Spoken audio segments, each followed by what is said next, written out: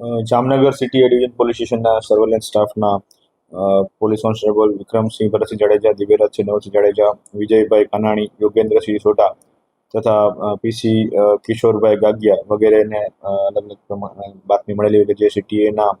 ગુના નંબર 460/2026 અને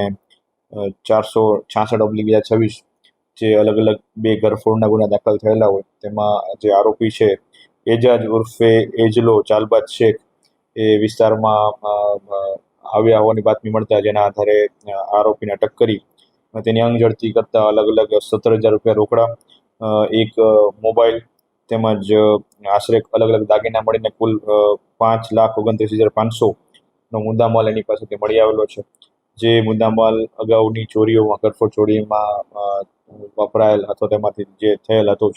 ચોરી થયેલી હતી એ બાબતનું હોવાનું ધ્યાને આવેલું છે. આના અનુસંધાને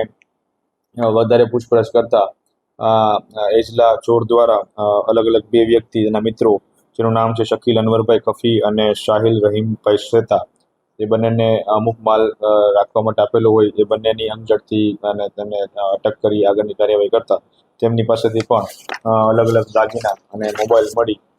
કુલ 3,02,900 રૂપિયાના દાગીના મળી આવેલા છે અને આ તમામને અટક કરીને આગળની ધોરણસરની કાર્યવાહી ચાલુ છે. જે આરોપી એજાજ ઉર્ફે એજલો કાદરભાઈ દાઉદભાઈ શેખ છે તેના વિરુદ્ધ અગાઉ અલગ અલગ પોલીસ સ્ટેશનમાં કુલ આશરે 22થી વધારે ગુનાઓ દાખલ થયેલા છે અને તે વારંવાર આ પ્રકારની ચોરીની ગુનાહિત પ્રવૃત્તિ કરવા માટે ટેવવાળા હોવાનું ધ્યાને આવેલું છે. જેના અનુસંધાને આગળના કોર્ટમાં રાહે આગળની કાર્યવાહી ચાલુ છે.